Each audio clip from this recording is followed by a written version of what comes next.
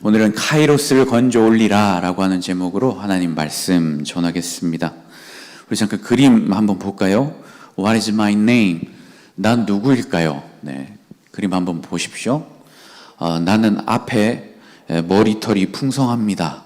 그래서 기다리고 있는 사람에게는 나를 앞에서 낚아챌 수 있습니다. 그런데 뒤에는 대머리입니다. 지나가고 나면 잡을 수가 없어요. 그리고 나는 지나갈 땐 발과 등에 날개가 달려 쏜살같이 지나가 버립니다. 그리고 나를 오는 순간을 포착하는 것은 마치 둥근 칼 위에 저를 올려 평형을 잡는 것처럼 그 순간을 포착하기란 매우 쉽지 않습니다. 이탈리아 토리노 박물관에 있는 한 부조 라고 하는 작품인데요. 이름이 무엇일까요? 네, 기회. 네, 맞습니다. 기회. 네. 그래서 기회라고 하는 말로 의미가 되는 헬라어로는 카이로스라고 하는 뜻을 가지고 있는 부조 작품이라고 해요. 그리고 바로 그리스 신화에 나와 있는 바로 그 카이로스 신을 묘사한 그러한 모습이라고 합니다. 우리는 기회라고 하면 그 기회가 정말 포착하기 쉽지 않은 순간이죠. 또한 그 기회라는 것은 우리의 삶의 방향을 정말 바꿀 수 있는 결정적인 순간, decisive moment이기도 합니다.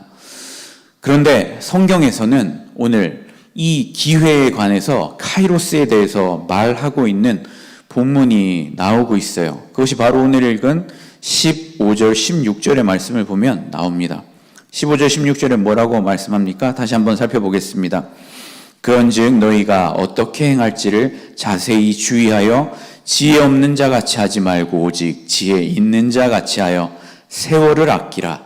때가 악하니라. 아멘. 여기서 세월을 아끼라라고 할 때 이 세월을이라고 하는데 사용된 말이 카이로스라고 하는 말입니다. 그래서 성경책에 보면 좋은 성경책을 가지신 분들은 이제 밑에 보시면 관주라는 것이 달려 있어요. 그래서 이 성경은 이렇게도 해석이 될 수 있습니다라는 것을 달아 놓았는데 거기 보면 세월을 아끼라라고 되어 있는데 이렇게 번호로 표시하고 밑에 관주를 보면 뭐라고 되어 있습니까? 시간을 건져 올리라 라고 이렇게 의미가 되어 있죠.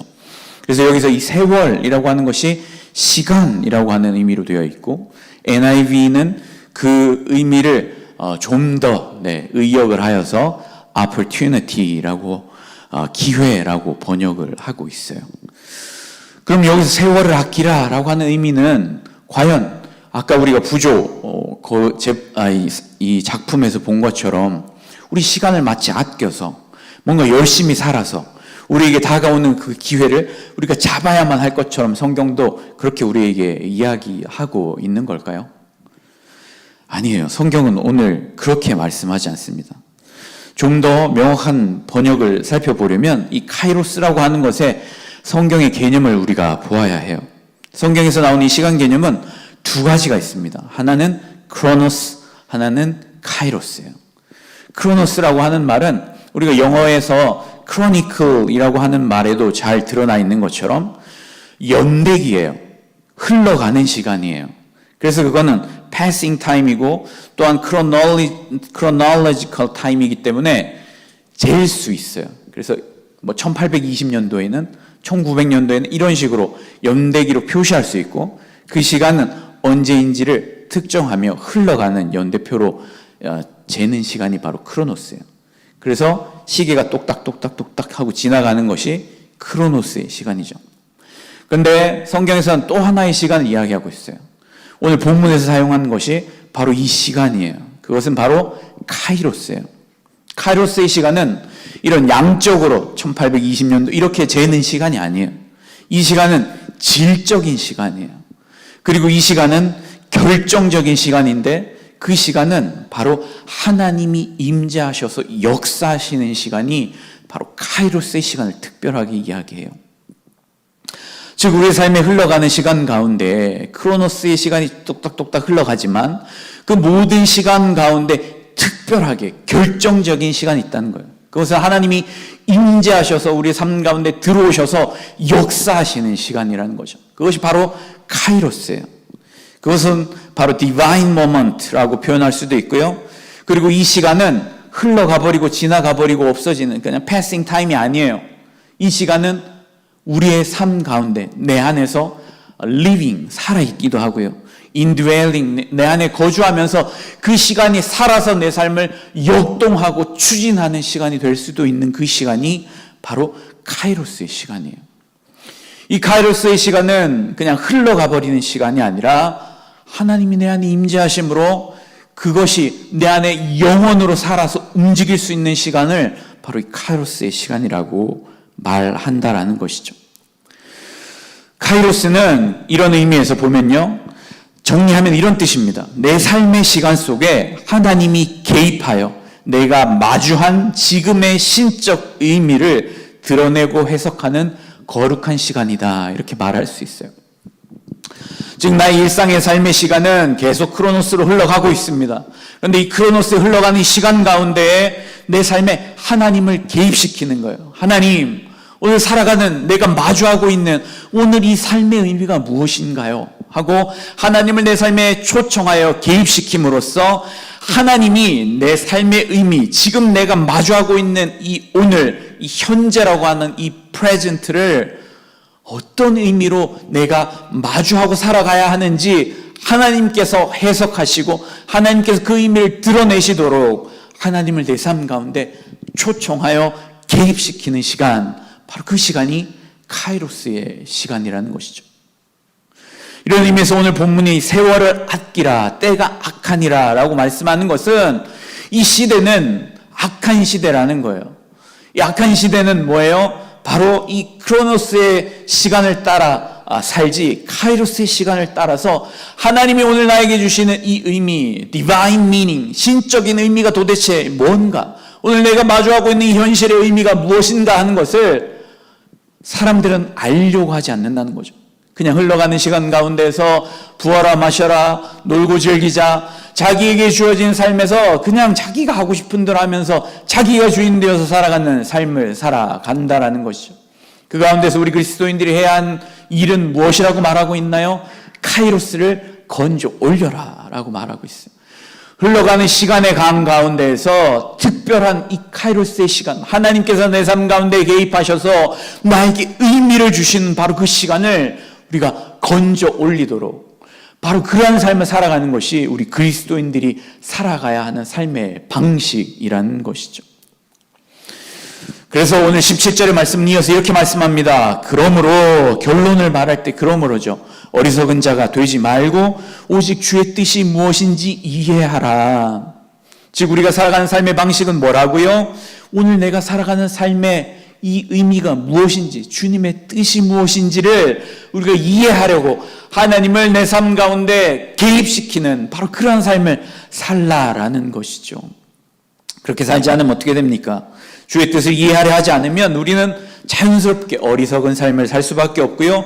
그것은 악한 시대의 기준을 따르는 삶을 살 수밖에 없는 것이죠. 우리 하나님의 뜻이 무엇인지 이해하려 하지 않으면 세상의 기준을 따라서, 악한 시대의 기준을 따라 살 수밖에 없습니다. 시대의 기준은 무엇입니까? 우리에게 자꾸만 얘기하는 것이 무엇이에요? 네 삶은 너의 것이다. 네 삶은 네가 얼마나 잘 컨트롤할 수 있는지, 네가 네 삶의 하나님 주인됨을 네가 마음껏 드러내 보여라 라고 우리에게 자꾸만 부추기죠.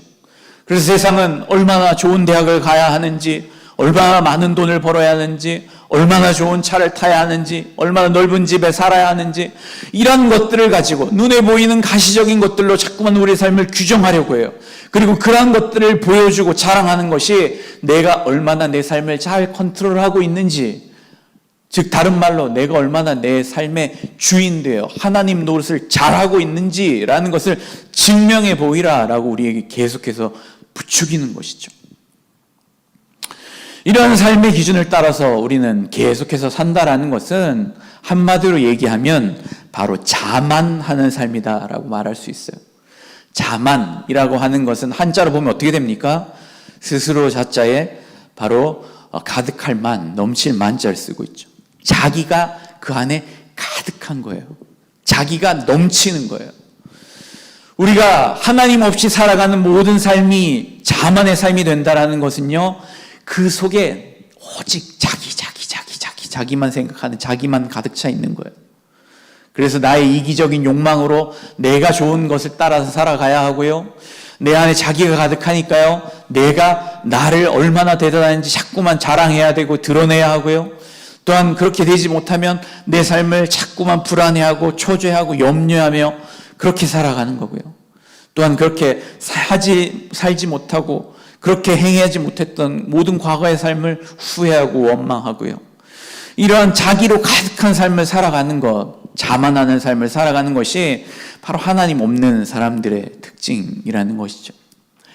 그래서 유명한 노래, 가시나무라는 노래가 있죠. 내 속엔 내가 너무도 많아 당신의 쉴 곳 없네, 말하는 것처럼요. 내 안에 내가 너무 많아서 내 안에 하나님도 머무르실 공간이 없고요, 내 삶의 주변에 있는 사람들도요, 내 안에 머물 수 있는 공간이 없어요. 쉼을 누릴 수 없어요. 정작 자기 자신마저도요, 내 안에 내가 너무 많아서요, 내 안에서 쉼을 누리지를 못해요. 그렇게 살아가는 것이 바로 오늘날 하나님을 떠난 현대인들이 살아가는 모든 삶의 모습이라는 것이죠. 이것은 바로 complacency라고 말해요. 이 complacency는 confidence, 자신감이랑은 달라요. 자족하고 만족하는, 그래서 그것으로 만족해 행복해하는 삶이랑은 다른 거예요. 이 자만하는 삶이라는 건요, being so full of self that God cannot dwell within you.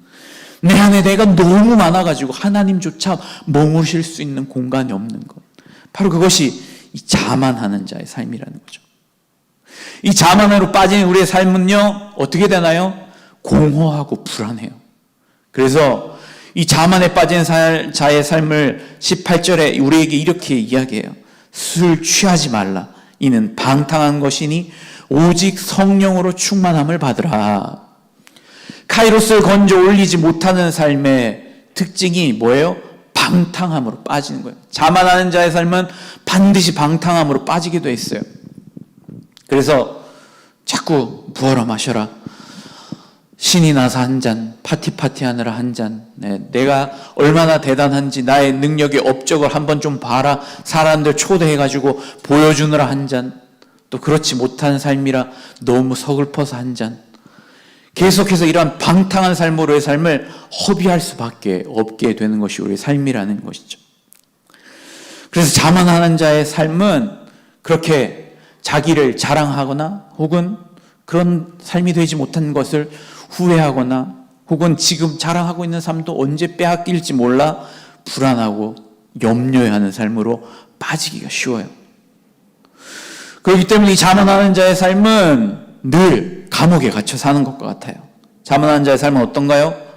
지금 오늘 선물로 주신 이 프레젠트는 현재죠. 그런데 그것은 동시에 선물이에요. 하나님께서 은혜로 오늘 우리에게 마주한 현재를 주셔요. 이것을 하나님의 은혜로 우리는 살아가라고.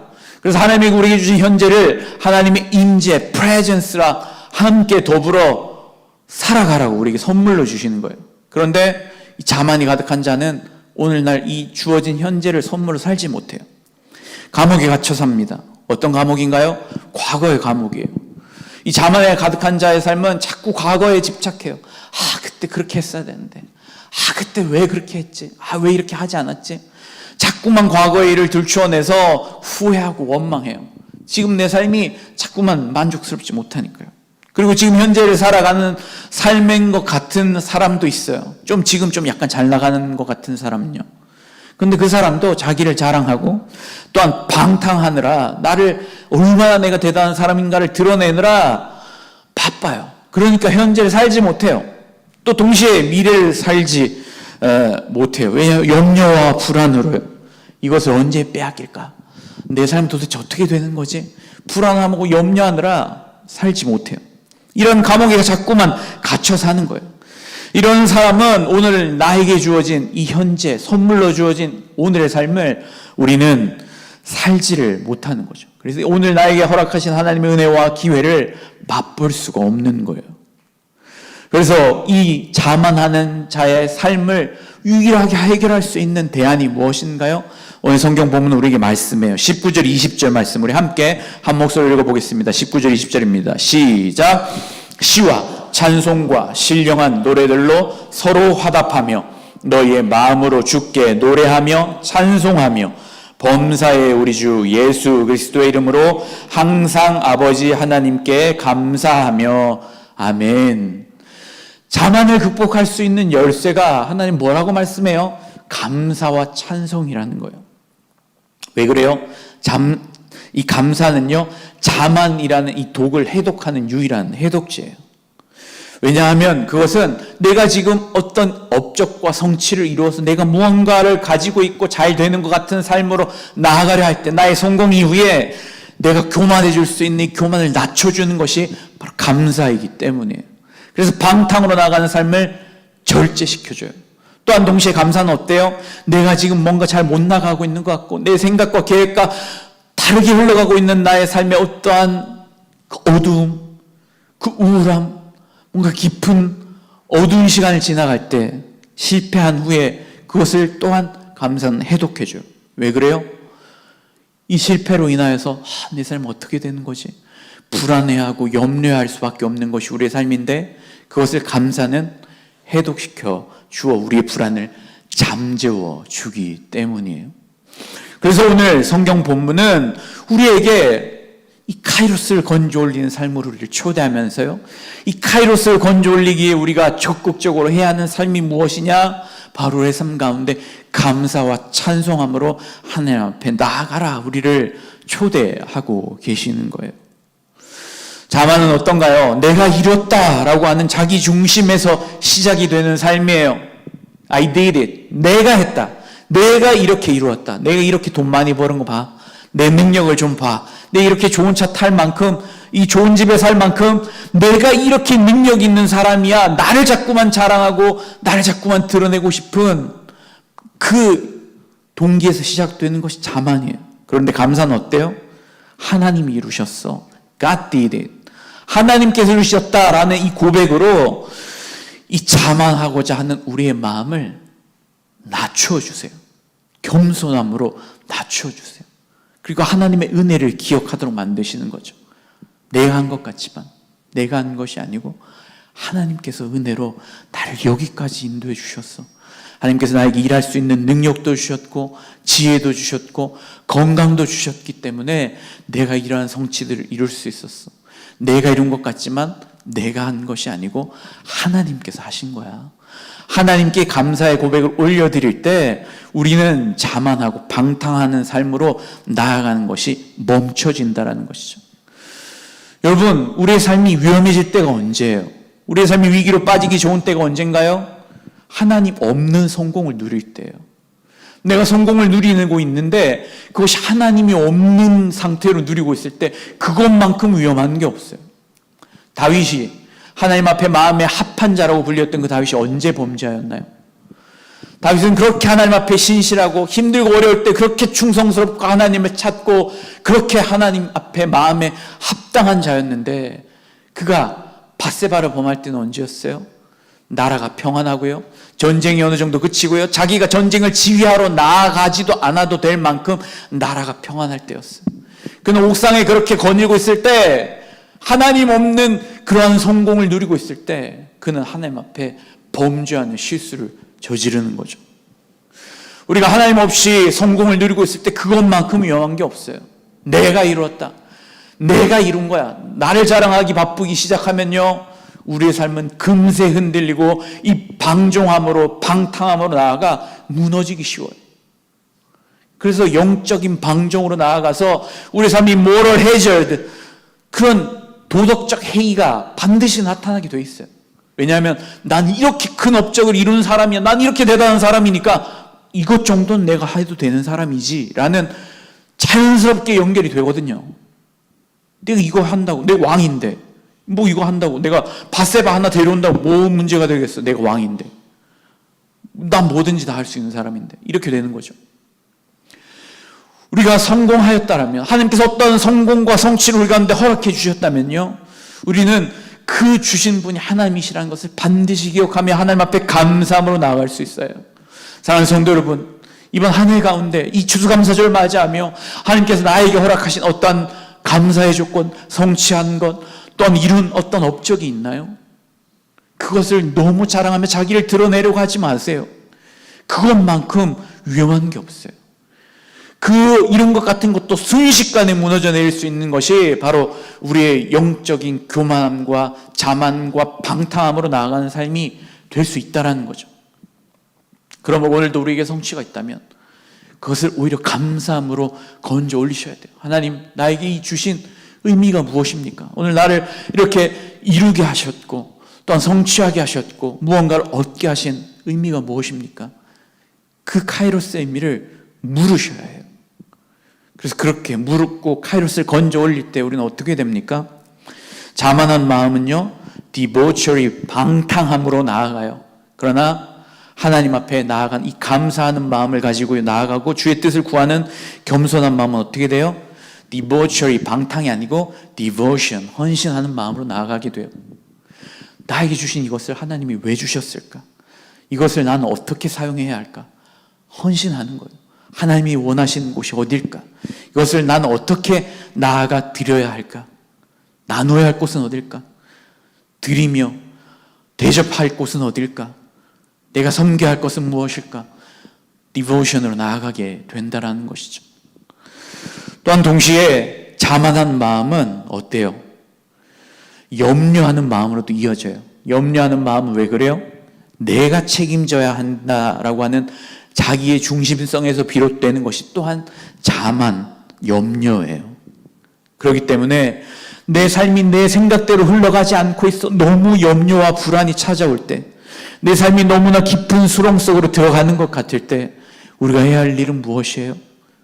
카이로스, 하나님 나에게 허락하신 이 시간의 의미가 무엇일까요? 하나님 앞에 그 의미를 구하며 감사와 찬송으로 나아가야 한다라는 것이죠. 이 감사와 찬송함으로 나아갈 때 감사한다라는 것은 무슨 의미예요? 내 삶이 지금 내가 보기에는 무언가 부족하고 힘들고 어려운 그 고단의 시간을 지나가고 있는 것 같지만 내가 내 시간을 컨트롤하고 내가 책임지는 것이 아니라 오늘 이 시간마저도 하나님께서 다스리십니다. 하나님 손에 붙들려 있습니다라는 것을 고백할 때 우리가 드릴 수 있는 것이 감사이기 때문에 그렇습니다. 사랑하는 성도 여러분, 오늘 여러분은 어떠한 때를 지나가고 계신가요?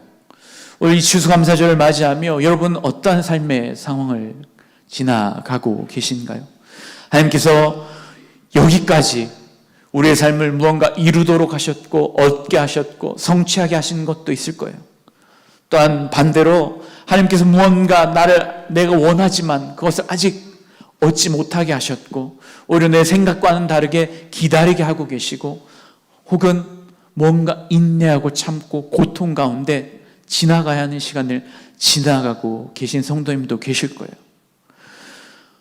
우리의 삶이 어떤 순간이 되었든 우리가 기억해야 할 것은 무엇입니까? 하나님께서 오늘 나에게 허락하신 이 순간의 거룩한 의미, 디바인 미닝이 하나님 무엇입니까? 오늘 이 순간을 어떻게 맞이해야 하나요? 하나님께 구하며 하나님의 그 개입하심을 적극적으로 하나님 앞에 요청해야 해요. 말씀 가운데, 기도 가운데, 찬송 가운데, 예배 가운데 그렇게 하나님이 나에게 주시는 내 삶의 오늘의 의미가 무엇입니까? 적극적으로 하나님이 해석하시도록 하나님 우리의 삶에 초청하실 수 있게 되시기를 주님의 이름으로 간절히 축원합니다. 내가 내 삶의 그 의미들을 내가 해석하려고 하면요 우리 삶은 반드시 망가져요. 이 고난의 의미가 너무 힘들고요 나에게 너무 크게 다가와서 절망하고 낙심하고 주저앉아버리고 포기해버려요. 내가 해석하면요 내 성공의 의미가 너무 자랑스러워서 사람들에게 떠벌리고 싶어서 입이 근질근질하고요 어떻게든 내 이 자랑하고 싶어서 난리 나는 것이 우리의 해석이에요. 그러나 하나님이 내 삶 가운데 오셔서 내 삶을 다스리시고 그 의미를 드러내시고 해석하도록 하나님을 모셔드리면요, 하나님이 그 의미를 해석해 주세요. 그리고 그 시간을 방탕함으로, 방종함으로 지나지 않고, 허비함으로 지나지 않고, 오늘 나에게 주신 그 의미를 충분히 은혜 가운데 살아갈 수 있도록 우리의 삶에 힘을 주시고 의미를 주실 줄로 믿습니다. 그러기에 오늘도 우리는 하나님의 카이로스를 구하며 살아가야 해요. 오늘 추수감사주를 예배로 오늘 드웰교회에서 첫 예배를 하나님 앞에 올려드리는 것이 얼마나 감격스러운지 모르겠어요. 이 드웰교회가 탄생하기까지 정말 좋은 의미를 보면요, 내가 한 것이 없어요. 하나님께서 너무 많은 것들을 이미 행하셨고 준비하셨고 여기까지 이끌어 주셨어요. 그래서 하나님께서 정말 이 장소를 구하는 것부터, 정말 돕는 손길들을 붙여주시는 것부터 이 교회가 개척되기까지 어찌 보면 정말 하나님께서 많은 것들을 이루어주셨어요. 그래서 정말 하나님 앞에 자랑할 것이 없어요. 그런데 또 동시에 이 교회가 어떻게 탄생했나라는 것을 돌이켜보면요, 참 인내와 고난의 시간이 있었어요. 예루살렘 교회에게 하나님께서는 명령을 주셨죠. 예루살렘과 온 유대와 사마리아와 땅끝까지 이르러 내 복음을 증거하는 증인이 되라는 삶의 명령을 주셨어요. 삶의 바운더리가 넓어지도록, 그 복음을 전하는 통로가 확장되도록 명령하셨어요. 그런데 예루살렘 교회는 어땠어요? 그냥 그 안에 머물렀어요. 예루살렘 안에 계속 머물렀어요. 나아갈 생각을 하지 않았어요. 그러자 하나님께서 택하신 방법이 뭐예요? 예루살렘 교회 가운데 환난을 주셨어요. 박해를 받게 하셨어요. 그래서 도저히 나아가지 않고는 견딜 수 없게 만드셔서 그들을 흩어버리셨어요. 그리고 그 고난을 통해서 하나님께서 오히려 그 복음이 예루살렘을 깨고 온 유대와 사마리아와 땅끝까지 이르러 증거하는 일이 되도록 그렇게 고난을 허락하셨어요. 어찌 보면 우리의 교육자들의 삶 가운데도 고난이 있었어요. 인고의 세월이 있었어요. 그러나 그 인고의 세월이 없었다면 하나님의 복음을 확장하도록 드웰교를 이렇게 하나님께 세우셨을까 생각하면 아마 그렇지 못했을 것 같아요. 하나님 그 인고의 세월, 고난의 시간을 통해 이 땅 가운데 또한 복음을 들어야 하고 또한 하나님의 은혜로 회복되어야 할 많은 영혼들이 있다는 것을 하나님께서는 깨닫게 해주셨어요.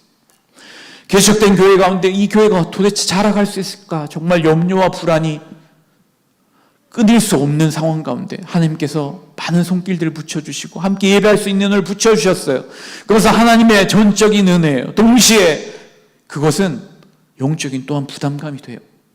하나님께서 이렇게 많은 영혼들을 붙여주셨는데 오늘도 주의 복음을 들어야 할 많은 영혼들이 이 땅 가운데 이렇게 있는데 그들을 위해서 어떻게 이 교회를 돌보고 세워나가야 할까? 인간적인 생각으로 하면 정말 무거운 마음이 들어요. 그럼에도 불구하고 염려하고 불안해서는 안 돼. 왜 그래요? 하나님께서 하실 일이기 때문에. 하나님께서 하신 일이기 때문에, 하나님이 하실 일이기 때문에 이 모든 교회의 모든 것마저도 하나님께 맡겨드려야 하는 그런 예배임을 다시 한번 깨닫게 해주셔서 너무 감격스럽고 감사해요. 사랑하는 성도 여러분, 우리가 고난의 시간을 지나갈 수 있습니다. 그 고난의 시간을 지나갈 때 하나님께서는 우리에게 깨닫게 하세요. 주의 자녀로 살아간다는 것의 의미가 무엇인지. 우리 생각과 같아서는 주의 자녀로, 내가 하나님의 자녀가 되었다라는 것, 하나님께서 이 천지 만물의 주관자이시고 주인이신 하나님께서 내 필요를 계속해서 채워주시고 내가 원하는 거 착착 들어주시고 모든 거 잘 나가도록 도와주시면 얼마나 좋을까. 내 기도에 척척 응답해 주시고 내가 원하는 대로 내 삶을 끝까지 인도해 주시면 얼마나 좋을까. 우리는 그렇게 생각해요. 그런데 하나님 너무나 우리를 사랑하시기 때문에 내 삶에 필요하고 필요 없는 것이 무엇인지 정확하게 아시기 때문에 우리의 기도를 들으시면서 우리의 기도대로 응답하시기도 하시지만 우리의 기도와 다르게 응답하시기도 하세요. 우리에게 때로는 원치 않는 고난의 시간을 지나가기도 하시고요. 또 때로는 원치 않는 어려운 일들을 겪기도 하십니다. 그런데 그 이유가 있어요. 왜 그래요? 주님의 자녀로 산다라는 것은 하나님과의 특별한 교제 가운데 나아가기를 하나님 원하시기 때문이에요. 요즘 은혜 받고 있는 찬양이 있는데요. 주의 자녀로 산다는 것은 이라고 하는 찬양이에요. 제가 가사를 한번 읽어드릴게요. 주의 자녀로 산다는 것은 불 가운데로 걸어가는 것, 그 속에서 신실하게 날 지키시는 그 손길을 경험하는 것. 주의 자녀로 산다는 것은 바다 위로 걸어가는 것. 내 온몸을 덮쳐오는 폭풍 속에서 잠잠히 주 바라보는 것. 때론 불 가운데 휩싸일 때도, 폭풍 가운데 무너질 때도 주님 내 곁에 함께 하시네. 가장 가까이에 함께 하시네. 아멘. 사랑하는 성도 여러분, 하나님이 날 너무 사랑하시기 때문에 우리 사랑하는 연인을 만나면요, 데이트를 나가잖아요. 근데 데이트라고 하는 것의 또 다른 영어의 의미는 뭐예요? Date of birth라고 할 때 날이에요. 날, 어떤 날. 그냥 평범한 시간으로 흘러가는 날이에요. 그런데 그것이 연인과 함께 할 때는요, 특별한 날, 데이트가 되는 거예요. 하나님께서 오늘도 우리를 고난의 시간을 통해서 우리를 데이트로 초대하시는 거예요. 그래서 호세아서를 보면요, 이스라엘 백성들을 특별히 그들을 사랑하셔서 데이트로, 그들을 신부로 삼기 위해 광야로 초대하신다라고 말씀해요.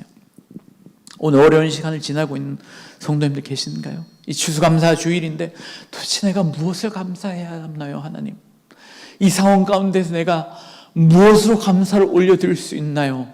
싶을 만큼 어려운 시간을 지나가고 계신가요? 하나님은 그 시간을 지나가게 하시는 것이 결코 우리를 버리시기 때문이 아니에요. 우리로 하여금 그냥 흘러가는 날과 같은 그 데이트, 크로노스의 시간을요, 하나님과의 특별한 교제 가운데, 불 가운데 지나가고 물 가운데 지나가지만 그 가운데서 나와 함께 하시면서 나를 돌보시고 나를 얼마나 사랑하시는지를 말씀하고 싶으셔서 날 그 특별한 데이트로 우리를 불러주신다라는 거예요. 사랑하는 성도 여러분, 오늘 우리의 삶의 시간 가운데 마주하고 있는 현실이 있을 거예요. 이 현실을 내가 해석하지 마시고 하나님을 내 삶 가운데 초대하셔서 개입시키시고 그 가운데 나에게 거룩한 의미로, 하나님 오늘 내가 마주한 현지는 어떤 의미를 가지고 있나요? 하나님을 개입시키는 가운데 그 카이로스를 건져 올리실 수 있는 이 추수감사절 되시기를 주님으로 간절히 축원합니다. 그리고 그 가운데서 나의 자랑이 있다면 하나님 앞에 내려놓고, 교만이 있다면 내려놓고, 혹은 하나님 앞에 내가 너무나 무너져가는 나의 상황, 불안과 염려가 있다면 그것도 하나님 앞에 다 내려놓고 오직 하나님의 은혜 가운데서 맞이한 오늘의 의미를 우리가 다시 한번 해석하고 다시 한번 그것을 붙잡으며 하나님께 감사함으로, 찬송함으로 올려드려 우리에게 주어진 이 현재의 의미를 다시 한번 승리하는 저와 여러분들 되실 수 있으시기를 주님으로 간절히 축원합니다.